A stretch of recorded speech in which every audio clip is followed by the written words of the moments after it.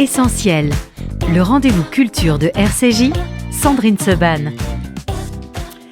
Ce matin, dans Essentiel, vous le savez, toute la semaine, nous organisons une série d'émissions consacrées aux 80 ans de la rafle du Veldiv. Nous en parlons avec des rescapés, des historiens, des témoins, des justes, des familles de justes, également de ce qu'on appelle la deuxième ou troisième génération. Et nous avons voulu également parler des grandes œuvres culturelles qui ont contribué à faire connaître cet événement aux Français, à la France. Et parmi ces grandes œuvres, il y a bien évidemment le film Monsieur Klein. Et nous avons l'immense honneur ce matin d'être en compagnie de l'un des scénaristes, mais de tellement plus de ce film, Costa Gavras. Bonjour. Bonjour. Merci beaucoup, Costa, d'être avec nous ce matin. J'avais eu le plaisir de vous recevoir il y a 4 ans déjà pour vos mémoires. Va où il est impossible d'aller, c'était aux éditions du Seuil. C'était un bonheur absolu et je crois un de mes plus beaux moments de radio. Et vous avez eu la gentillesse, quand je vous ai dit que nous allions organiser cette semaine spéciale, de nous dire, bien sûr, je viens pour parler de Monsieur Klein. D'abord, en quelques mots, Costa Gavras, comment cette histoire de Monsieur Klein est-elle arrivée dans votre vie, dans votre carrière ? Le film est sorti en 1976. À quel moment ce film, cette idée de film, ce scénario est arrivé dans votre vie ? Non, cette idée a commencé avant, avec deux jeunes producteurs on travaillait avec Franco Solina, c'est un autre sujet, et ils sont venus me dire pourquoi vous ne faites pas un film sur la rafle d'hiver. J'ai dit oui, voyons. Et puis j'ai lu des livres, surtout un livre à l'époque, il y avait un grand livre, et on a parlé avec Franco Solina, c'était à Rome, lui tantôt il venait à Rome, tantôt il venait à Paris, tantôt mangeait à Rome pour travailler avec lui. Et après avoir discuté beaucoup, j'ai aperçu qu'on ne pouvait faire qu'un documentaire. Mm-hmm. Parce qu'il n'y avait pas d'histoire personnelle, où il y avait des histoires personnelles, mais on ne pouvait pas les contrôler, et on ne pouvait pas non plus trouver des vraies personnes pour raconter des vraies histoires, pour ne pas avoir à les inventer. Mais en discutant de tout cela, et Franco ne lisait pas les livres en français très bien, moi je lis beaucoup de livres, et en discutant, on s'est dit pourquoi, on est tombé sur quelqu'un qui était considéré comme juif sans l'avoir été. Et on s'est dit, peut-être là, c'est quelque chose d'intéressant. Voilà. Alors, on a commencé à discuter. J'en parle à Belmondo. Oui. Je lui dis, voilà, j'ai travaillé là-dessus. Et il me dit, ah oui, ça m'intéresse beaucoup de le faire. Je lui dis, mais il faut faire une sorte de très français, presque franchouillard, qui tout d'un coup, on lui dit, le juif. Il dit, moi, juif. Et il dit, tu as dit ça, etc. Et voilà, c'est parti comme ça. Et on dit, voilà, essayons de faire ce film. Et on a commencé, on a passé plusieurs mois, et on a écrit Monsieur Klein. Alors, on voulait l'appeler, comment on l'appelle, etc. Je parlais avec Simone Signoret, je dis Klein, mais je dis Klein, c'est peut-être français aussi, mais il me dit, c'est ça qui est bien. Klein, peut-être, est français et juif. Alors, donc, c'est Simone Signoret, finalement, qui vous a orienté vers l'idée de l'homonymie. Vers le nom surtout, oui. Simone connaissait très bien toutes ces histoires-là. Et voilà, et on a travaillé, on a fait le scénario. On a fait le scénario, et pendant tout ce temps, j'en parlais avec Belmondo, je lui expliquais les différentes histoires, les différents moments de l'évolution du personnage. Il était très content. Et puis, voilà. Et puis, on est arrivé au jour où il fallait conclure. Et les jeunes producteurs ont eu des exigences telles que c'était impossible de les suivre. Et au bout d'un moment, parce qu'il y avait, en plus, notre agent, tous les deux, c'était Gérard Lebovici, oui. Grand agent.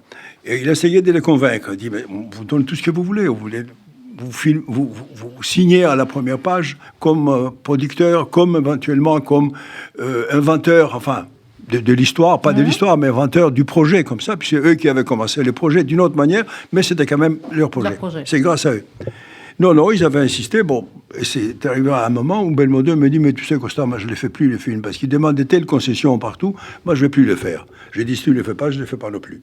Voilà, mais pourquoi c'est parti comme ça ? Alors, on va raconter la suite après, mais pourquoi est-ce que vous vouliez que ce soit Belmondo qui joue ce rôle ? À l'époque, on est au début des années 70.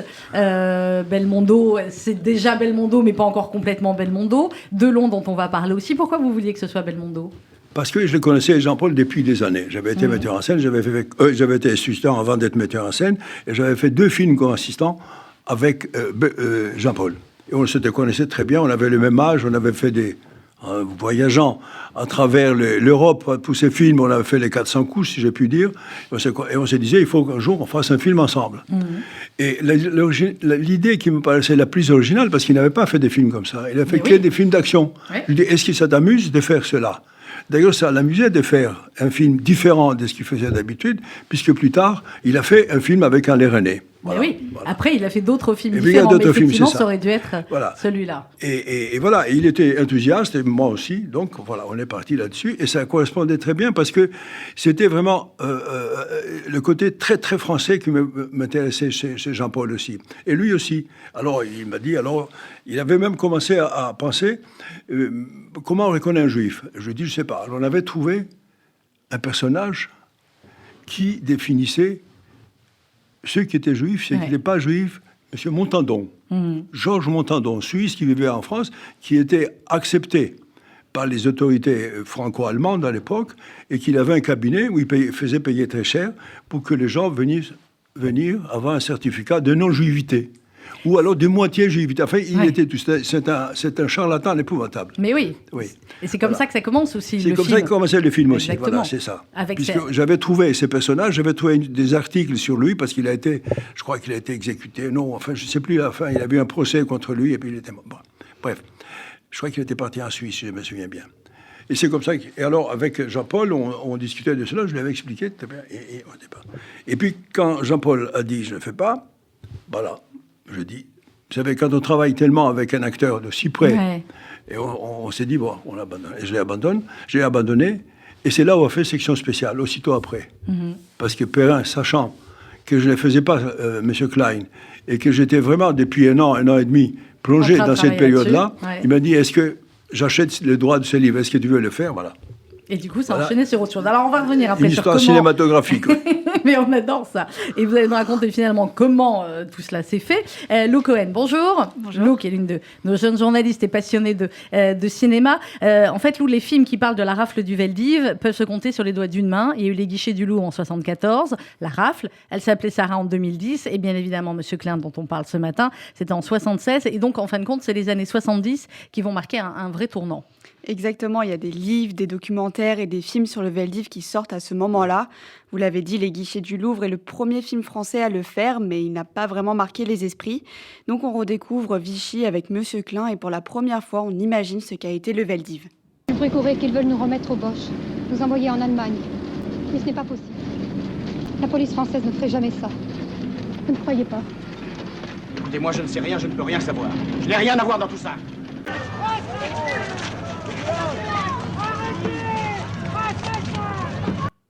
8 minutes, c'est le temps que dure cette scène de la rafle, la dernière du film qui laisse un goût amer. Les spectateurs ont vu ce qu'il s'est passé, ce que Vichy et les Français ont fait, mais avec des changements pour amplifier l'aspect dramatique. La scène se passe en hiver sous la neige, alors que la rafle s'est déroulée en plein été. Autre changement, le lieu, il n'y avait pas de rails et de train au Veldiv, contrairement à ce que montre Monsieur Klein. Et la scène a été filmée au Vélodrome de Vincennes à ciel ouvert, alors que le Vélodrome d'hiver était un bâtiment fermé, mais impossible de filmer dans le vrai car il a été détruit en 1959. Monsieur Klein reconstitue donc ce qui a été effacé, mais ce n'est pas l'exactitude historique qui était recherchée par Joseph Losey. Il s'attache à rendre visible le chaos, la violence, la séparation des enfants de leurs parents et le départ vers le camp de la mort, tout ça par la police française. Dans les rues de Paris, pendant les prises de vue, j'ai eu de nombreux exemples d'un antisémitisme, d'une violence et d'une stupidité incroyables. Mais ce n'est pas un film sur l'antisémitisme, c'est un film sur la stupidité du racisme. Joseph Losey se justifie de ses écarts. Son film est une fable d'avertissement, avertir sur ce qu'il s'est passé en France et dans d'autres stades. Il citait par exemple celui de Santiago au Chili, événement que vous avez dénoncé, Costa Gavras, dans Missing. Et même s'il y a des changements historiques dans Monsieur Klein, tout semble réel et pour cause. Beaucoup de figurants sont des rescapés du Veldiv et de la Shoah.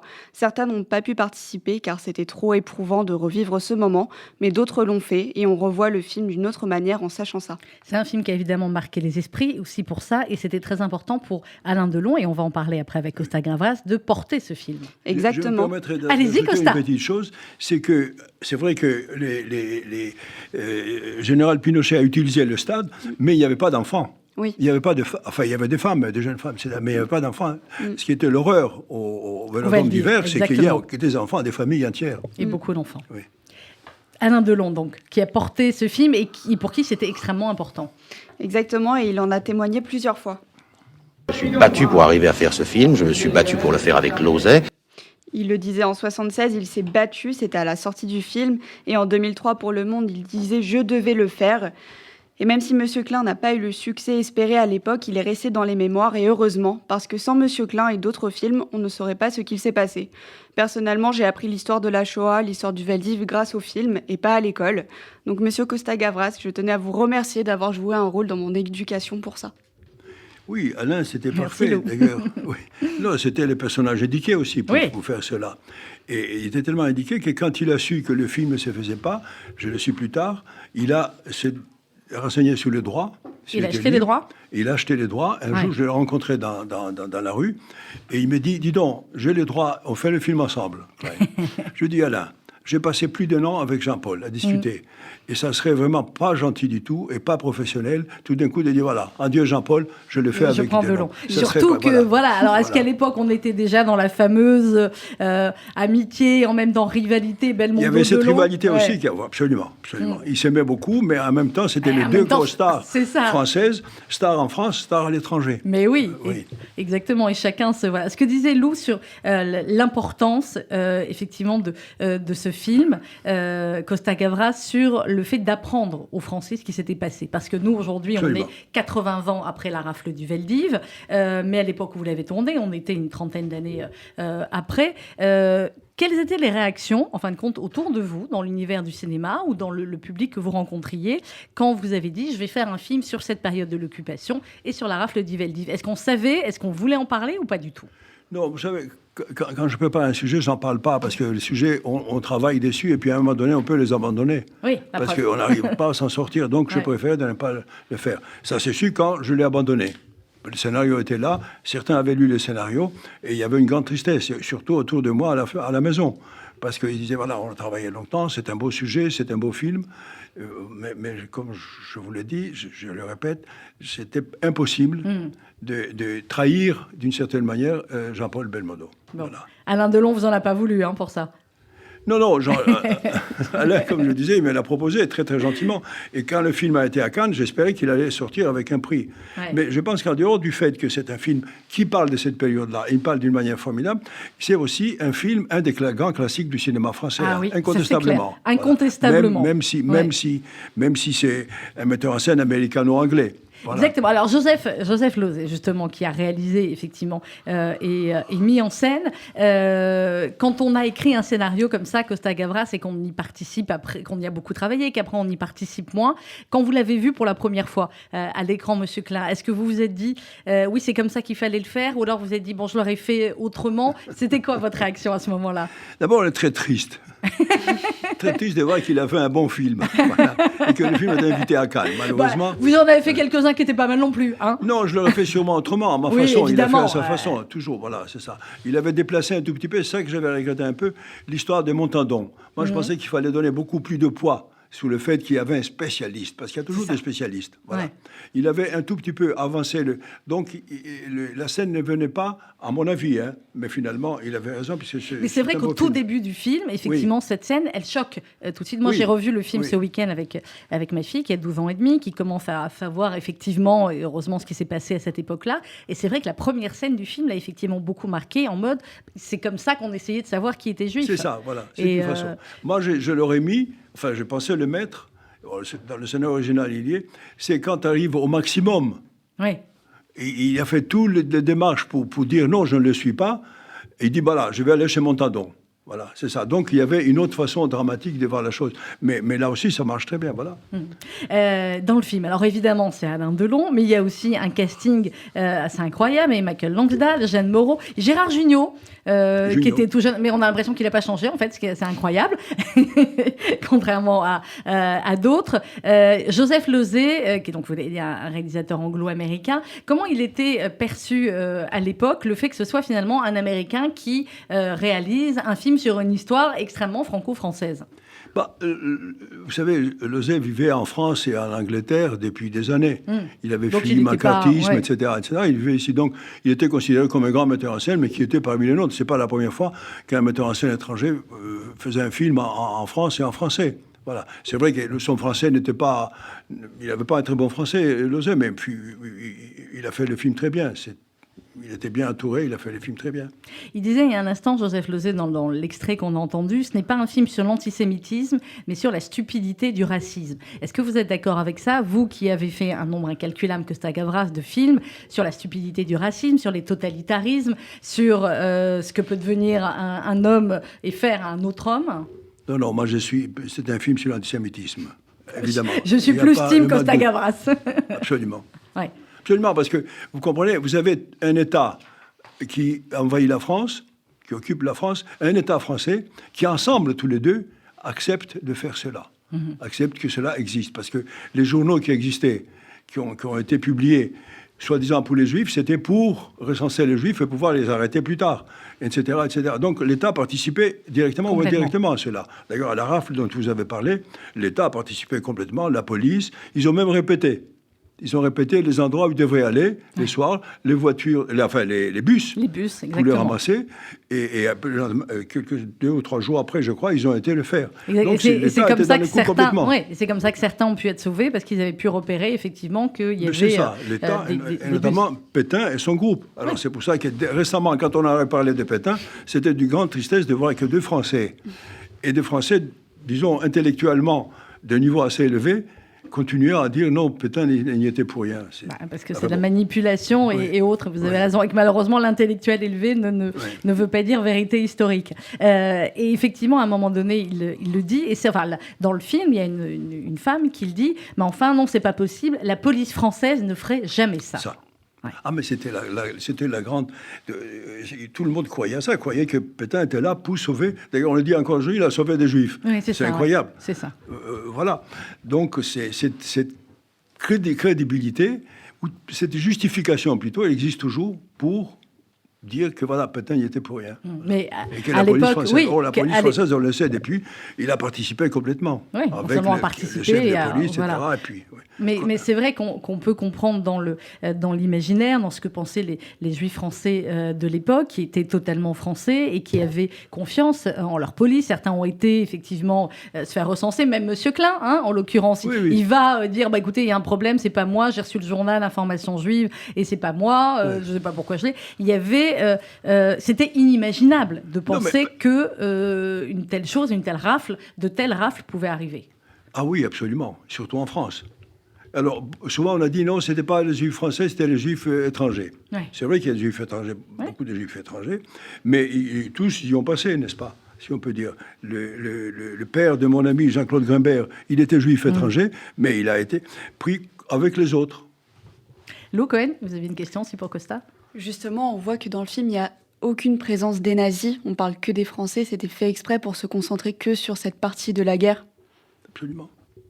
Absolument. Il y avait des Juifs qui avaient combattu avec les soldats français et ils ont été quand même envoyés.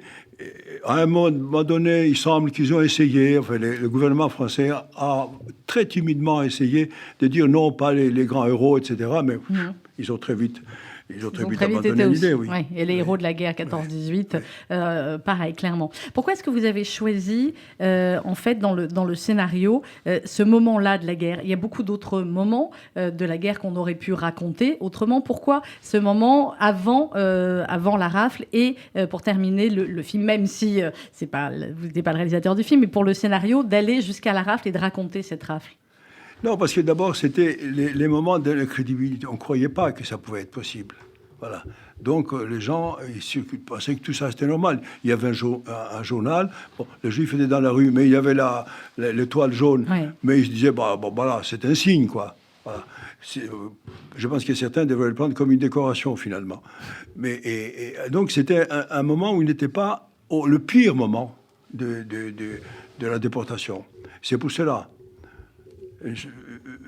je pense, je ne me souviens pas exactement pourquoi à ce moment, mais je pense qu'une des raisons, c'était cela. C'était celle-là. Vous, Costa, comment vous avez appris cette histoire sur la France? Vous, on le sait, vous êtes grec, d'origine grecque. Vous avez déjà commencé, en fin de compte, avec votre famille, à combattre le totalitarisme et ce qui n'allait pas, on va dire, dans certains mouvements politiques. Pourquoi vous avez voulu ensuite, dans beaucoup de vos films, dénoncer des totalitarismes différents ou des idéologies fascistes différentes, que ce soit effectivement en France, que ce soit en Allemagne, que ce soit au Chili, que ce soit, on va pas citer tous les films entre L'Aveu, Z et tous les autres. Qu'est-ce qui a fait ce déclencheur-là? Peut-être parce que quand j'étais enfant, j'ai vécu à un pays où il n'y avait pas beaucoup de justice. On ne respectait pas l'homme pour ce qu'il croyait, pour ce qu'il était, comme mon père, par exemple. Et puis je suis venu en France et j'ai découvert qu'on pouvait parler de ces choses-là. Il y avait la liberté de penser. Il y avait des livres, il y avait des articles, on pouvait parler à l'université, etc. Et voilà, ça m'intéressait encore plus. Et c'est vrai que je pense aussi que pour un cinéaste, il est impossible de ne pas toucher à ces projets. Je pense à toutes les époques, il y aura des cinéastes, même dans les années à venir, où on parlera, parce que chaque fois on découvre quelque chose de plus, quelque chose de nouveau, quelque chose d'incroyable. L'incroyable, à la base, c'est quoi? C'est qu'un État, on dit un État, l'Allemagne, c'est pas que l'Allemagne. Après, on s'aperçoit qu'il y a beaucoup d'États, ils ont suivi, la plupart d'États européens. Mais un État, officiellement, décide d'exterminer un peuple. Ça, c'est quand même inouï. Ça s'est arrivé dans d'autres endroits, mais sans que l'État donne l'impression d'être présent ou essayant d'arrêter ça. Jamais au même niveau et jamais avec la même entreprise industrielle. Voilà. On accusait des individus, mais là, c'était l'État. L'État et toute son organisation. Donc ça, c'était quelque chose d'unique. Unique d'autant plus que cela se passe en Europe. Parce que l'Europe, jusqu'alors, elle avait tout vu, des guerres, des racismes, tout ce qu'on veut, mais ça, pas encore. Donc c'était le maximum, c'était le top qu'on pouvait faire. Après avoir fait, dans cette Europe même, des lois extraordinaires, humanistes, et des arts extraordinaires, des pédagogies, c'est ça. Donc c'était un pays, et c'était un continent qui ne justifiait pas une situation comme cela.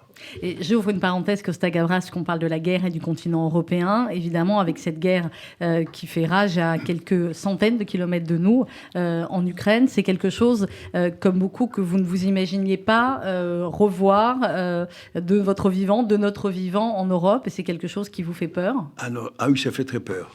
Ça fait très peur parce qu'on s'aperçoit que chez les hommes, parfois, tout est possible. Le pire. Et ça, c'est le pire pour l'Europe. Pour ce que je disais juste avant. On a tout vu, on a même vu la déportation des Juifs, enfin, cette espèce de décision d'État. Là, on voit un autre État qui décide de faire la guerre à un petit État pour des raisons de territoire, etc. Il a cherché d'autres moyens pour négocier cela. Il arrive avec des tanks et des canons. Ça, c'est absolument incroyable pour l'Europe. Donc, on s'est dit, le pire est toujours possible. Il faudra des cinéastes encore pour le dénoncer, hein. Il faut des cinéastes parler de ça. Dénoncer ou pas dénoncer, moi, le mot dénonciation, il est un peu juste, à mon avis. À mon avis, il faut parler, il faut montrer. On vous disait, quand on était petit, vous montrez du doigt, il ne faut pas. Non, au cinéma, je dois montrer du doigt. Alors, voilà. C'est ça, justement, Costa Gavras, c'est quoi le cinéma? C'est montrer du doigt ou montrer aux gens ce qu'ils n'auraient pas vu ou leur montrer autrement? Non, montrer, c'est qu'on pense personnellement des choses. Il faut qu'un film soit personnel. Je pense cela. Vous l'acceptez ou vous ne l'acceptez pas. C'est mon opinion. C'est comme quand on est autour d'une table et chacun dit son opinion. On peut le combattre, on peut être contre lui, mais il dit son opinion. Je pense que le cinéaste ne peut pas être une sorte de quelqu'un qui réunit tous les éléments pour dire voilà ce qu'il faut faire, voilà ce qu'il faut penser. Non, sûrement pas. Il dit moi je pense à ça, qu'est-ce que vous en pensez? On vous dit bah fichez-nous la paix. Ou alors écoutez, qu'est-ce que vous savez plus? Dites-en plus. Voilà. Je pense que c'est cette relation de l'art, d'une manière générale, avec le spectateur. Est-ce que ça ne manque pas un peu aujourd'hui, Costa Gavras, les cinéastes justement qui montrent avec leur avis personnel les grands problèmes de l'époque? Parce que des films comme vous en avez fait, évidemment qu'il n'y a qu'un seul Costa Gavras, ça c'est clair, mais les très grands films que vous avez fait, comme Missing, comme Music Box, la petite Lalou, elle n'avait pas vu encore Music Box, je lui dis tu vas me le voir ce soir. J'en ai vu d'autres. Elle en a vu beaucoup d'autres, comme L'Aveu, comme Z, comme voilà tous ces films-là incroyables. Aujourd'hui, alors peut-être que je me trompe, mais j'ai l'impression qu'il n'y a plus de cinéaste qui va passer du temps comme ça pour dénoncer le totalitarisme de droite, d'extrême gauche, etc., comme vous l'avez fait, comme vous l'avez fait tout au long de votre carrière. Je pense que l'urgence, à mon époque, était beaucoup plus puissante, beaucoup plus forte qu'aujourd'hui. La situation a été séparée d'une manière beaucoup plus nette qu'elle est aujourd'hui. Aujourd'hui, qu'est-ce qui se passe?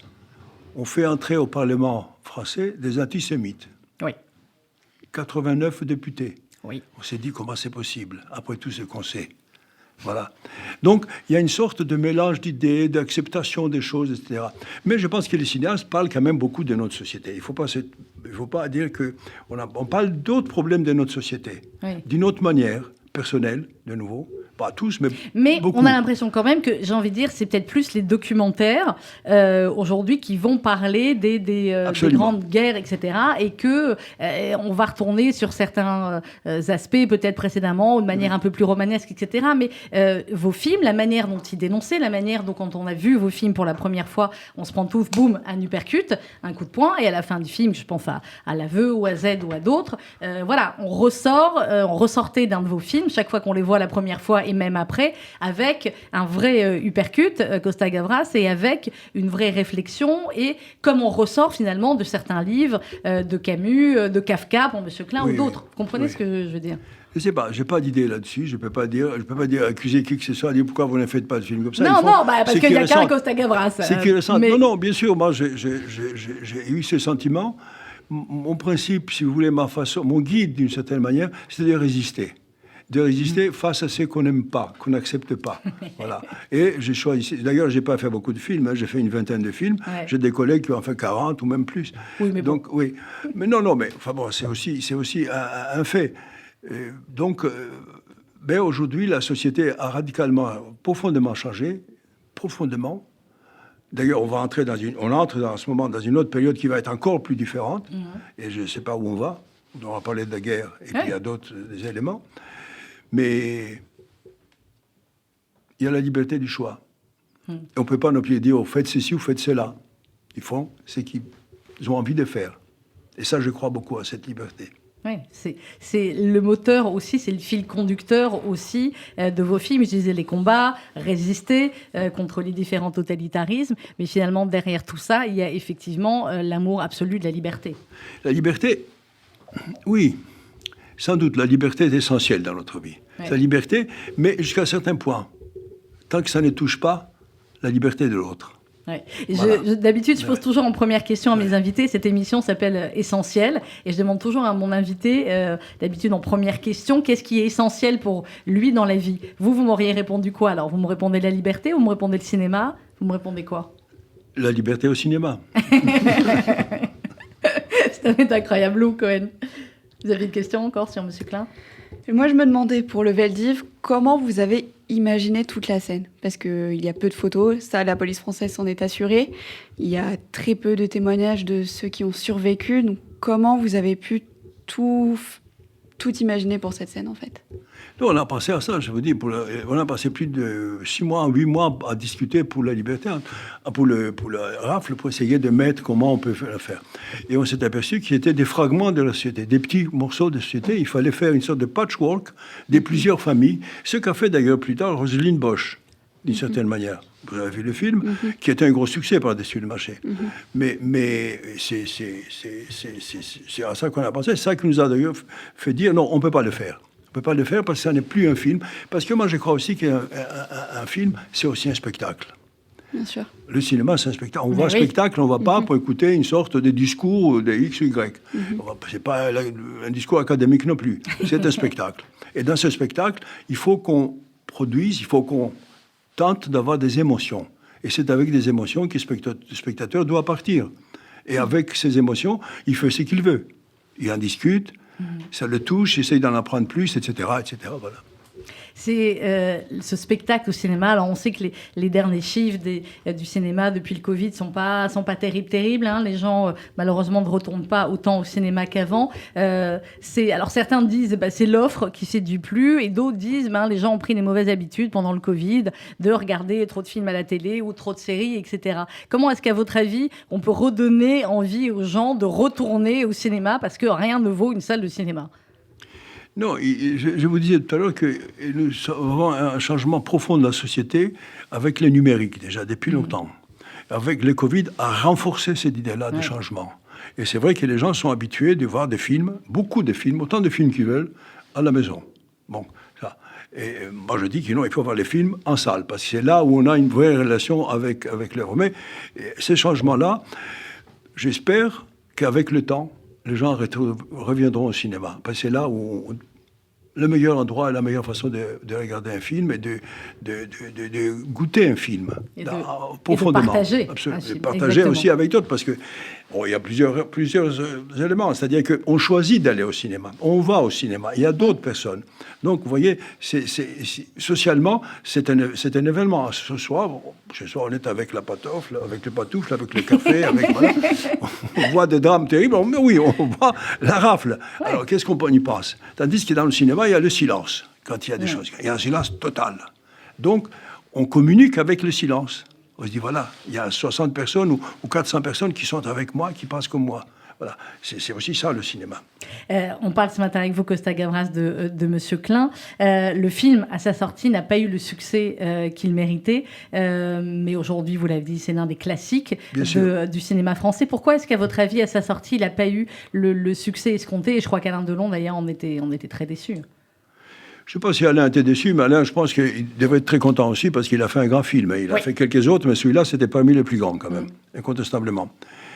Je ne sais pas. On ne sait pas pourquoi les films ne marchent pas. On ne sait pas non plus pourquoi les films marchent. Oui.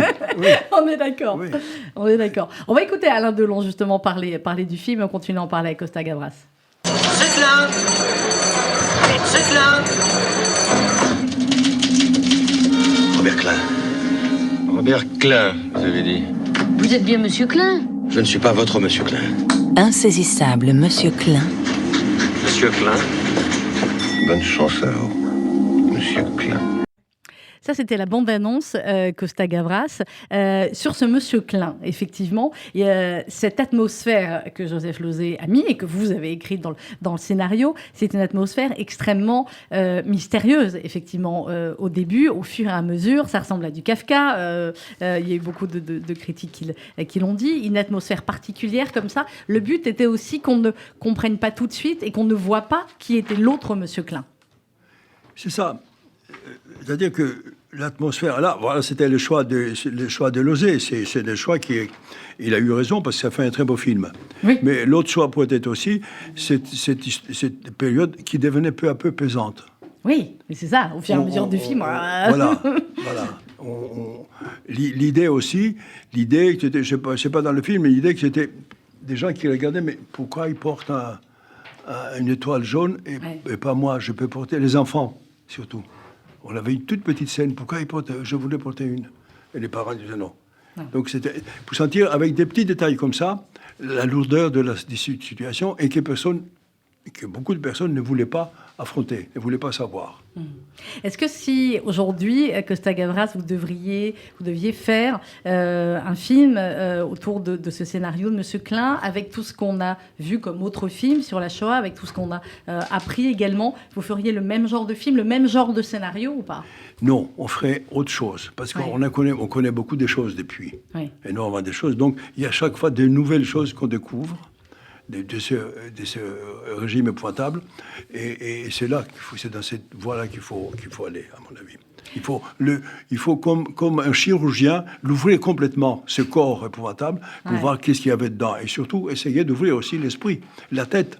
Parce que qu'est-ce qu'il y avait dans la tête des gens, et comment ça se fait encore que nous avons, après tout cela, encore des cerveaux comme ça qui continuent à fonctionner avec ces idées-là. Et aujourd'hui, encore, comme vous l'avez dit, encore ce même type de cerveau. On va écouter Alain Delon, effectivement, parler du film Monsieur Klein. Je peux vous dire qu'il y a deux Monsieur Klein. C'est un peu, si vous voulez, l'histoire d'une homonymie. Il y a un Monsieur Klein qui est juif et un monsieur Klein qui n'est pas juif.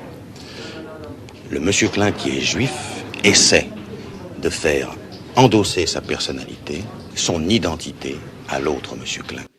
Ça, c'est Alain Delon qui expliquait le film au moment de sa sortie. Quelle voix, quand même. Hein.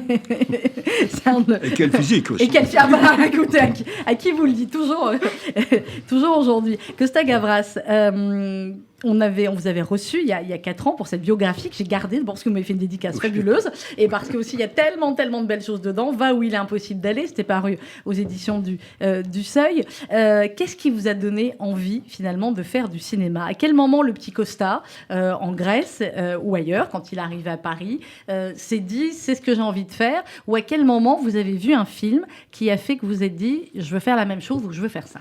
Non, moi essentiellement je voulais écrire. Et je suis arrivé à Paris, à la Sorbonne, et j'ai commencé une licence de lettres pour apprendre à écrire. Voilà.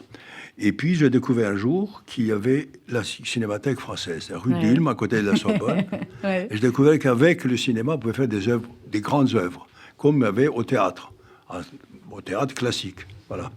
Et j'ai demandé d'aller à la Cinémathèque, à l'IDEC, à l'école du cinéma, et on m'a accepté. Voilà.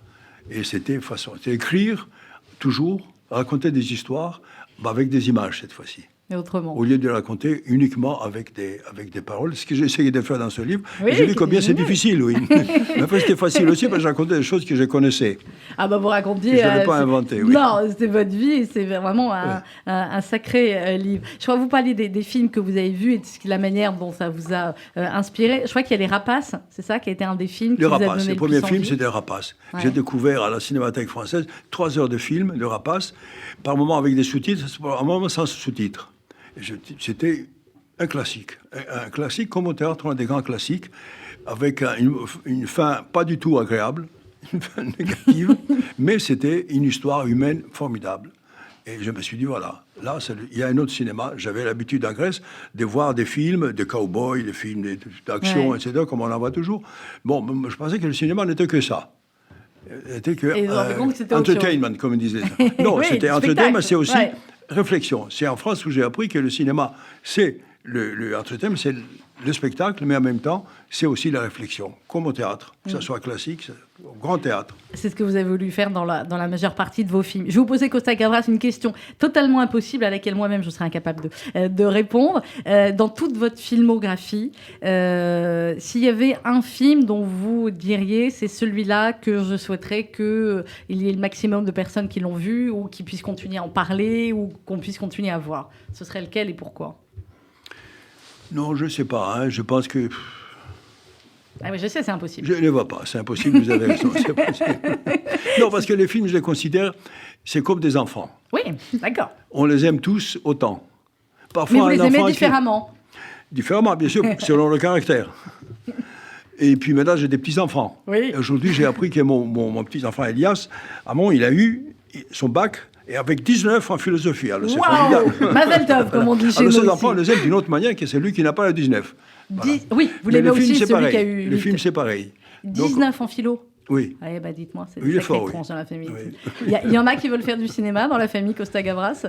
Ah, mais il y en a qui font déjà, oui. Oui, je sais, votre fils. Mais dans la génération d'après. Non, moi j'espère toujours qu'ils trouveront des vrais métiers. Pourquoi c'est pas un vrai métier? C'est un vrai métier. Parce que vous n'avez jamais eu l'impression de travailler tellement vous aimiez? Non, c'est une passion. C'est une passion. C'est une passion. Et puis il y a beaucoup de travail. Incontestablement, il y a beaucoup de travail. C'est pas un travail qui me fait peur, mais c'est est-ce qu'on a la passion pour faire ça? Est-ce qu'on a la passion? Et aussi la patience d'accepter aussi les échecs. Ouais. Quand on a des échecs. Et les échecs, ça vous rend malade. Pour longtemps. Pour longtemps? Pour c'est compliqué moment, oui, après d'arriver à retrouver l'énergie pour un autre film quand on a eu... Non, après, on s'est dit, est-ce que j'ai honte avec ce film qui n'a pas marché ou j'ai pas honte? Je n'ai pas honte. Non. Donc, et le film pouvait être excellent et ne pas marcher. Voilà, c'est ça qui est essentiel pour moi et je vais de l'avant pour les prochains. Qu'est-ce qui est le pire, Costa Gavras? C'est l'accueil parfois du public, le nombre d'entrées en salle ou c'est les critiques? Parfois, même si je crois que globalement, ils vont toujours apprécier les critiques, votre... j'ai jamais eu des batailles avec les critiques. C'est ce que je dis, ils ont toujours... Je pense que c'est leur boulot. Ouais. On les accepte quand ils nous font des bonnes critiques Et quand ils ne font pas des critiques, c'est des méchants. Non, pas du tout, c'est les mêmes. Voilà. Non, je pense que c'est le public. Il faut que le public aille voir les films. Enfin, s'il ne va pas le film, ce n'est pas de la faute du public, c'est la faute du metteur en scène. Il y a quelque chose qui n'a pas marché. Oui. Lo, vous avez une autre question là-dessus ? Moi, je voulais parler de votre travail, surtout parce que vous disiez que c'était un énorme travail de faire ces films, mais c'est aussi un énorme travail historique, ce que vous avez fait déjà avec Monsieur Klein pour vous renseigner sur la rafle, etc. Mais je pense aussi à Missing, tout le travail qui a été fait pour relater l'histoire de cet Américain qui a été tué là-bas, oui. Et ça a été caché par la CIA et qui ont aidé à Pinochet à faire son coup d'État. Donc, est-ce que vous pouvez en dire un peu plus, donc tout ce travail de recherche, en fait ? Oui, à partir du moment où on touche à une histoire vraie, avec des personnages qui l'ont vécu, etc., on a une responsabilité énorme. Donc, il faut aller au fond de la recherche pour ne pas dire des contradictoires, des contre-vérités, et pour aussi rester dans l'éthique de l'histoire et des personnages. Parce qu'une histoire, on la raconte, et se déroule pendant 2 mois, 2 semaines. On raconte ça 2 heures. Donc, on a une grande responsabilité et ne pas faire du cinéma, comme on dit, entre guillemets. C'est-à-dire, donc, les principes, c'est de respecter l'éthique des personnages et l'éthique de ceux qui se disent. Voilà. Et c'est difficile. Donc, il faut avoir une connaissance approfondie de tous les détails, de tout ce qui s'est passé. Est-ce qu'il y a des films, justement, Lou parlait de vos recherches historiques sur beaucoup de vos films et sur certaines périodes comme ça. Est-ce qu'il y a un film encore, Costa Gavras, sur une période historique ou un événement historique que vous auriez aimé faire et que vous n'avez pas encore fait ? Si, l'actuel. Oui. Donc là, vous êtes en train de tourner un nouveau film ? Non, je travaille sur un projet. On va voir si je vais m'en sortir. Ah, moi, je suis sûr que oui, vous allez vous en sortir. Mais vous n'en parlerez pas là tant que vous n'avez pas fini le projet. Non, pas encore, non. J'en parlerai quand ça sera annoncé plus officiellement. Je viendrai si vous le souhaitez. Mais que vous rigolez ou pas ? Vous êtes à la maison chez vous. Donc en permanence, Costa Gavras, vous avez, j'ose pas moi donner votre âge, 80 et quelques printemps ? Écoutez, je ne vais pas vous dire mon âge, je vais vous dire l'âge que je veux avoir au mois de février prochain. D'accord, quel âge ? 90 ans. 90 ans, vous savez ce qu'on dit chez nous ici, jusqu'à 120 ans. Donc il nous reste encore pas mal de 90 ans. Oh là là, j'ai des amis qui arrivent à 107, 108, 109. Ouais. Edgar Morin dépassait les 110. Ouais, c'est un bon ami, je le vois de temps en temps. C'est formidable encore, la tête. Mais enfin, c'est difficile quand même. Bien sûr. Mais enfin, il tient le coup. Vous êtes dans une forme olympique et voilà, sur vous, comme on dit chez nous. On ne sait pas ce qui passe demain. Non, pour tout le monde, hein, Costa. Mais 89 ans, qu'est-ce qui vous a maintenu autant en forme, finalement ? C'est quoi ? C'est l'amour, c'est la passion du cinéma, c'est l'envie d'apprendre aussi, parce que vous disiez que vous lisiez beaucoup. Je sais qu'en permanence, vous devez rechercher des idées, des scénarios, écrire, lire. Non, il y a sans doute le cinéma, il y a la famille, mes enfants, il y a ma femme, il y a mes enfants, parce qu'on a une bonne famille qui est très unie, etc. Et aussi le cinéma. Et d'aller à la cinémathèque, voir des films, c'est un grand plaisir. Voilà. Vous continuez vous voyez combien de films par semaine, aujourd'hui encore ? 3 films, 4 films. Ah oui, quand même. 3, 4 films. Vous voyez tous les nouveaux films aussi qui sortent ou vous êtes plutôt tous à revoir Non, il y en a beaucoup que je n'ai pas envie de voir. Je suis d'accord avec vous. Mais il y a quelques grands classiques aussi comme ça que vous revoyez. Oui, à la cinémathèque, absolument.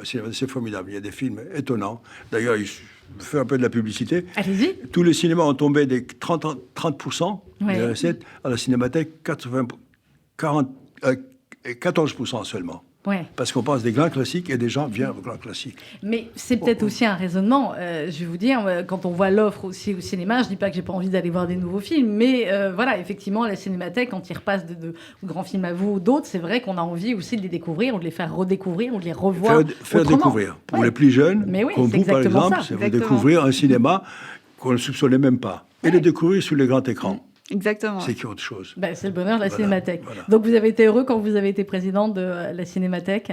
Oui, je le suis toujours. Mais oui. Oui, parce que je ne paye pas pour entrer, vous savez.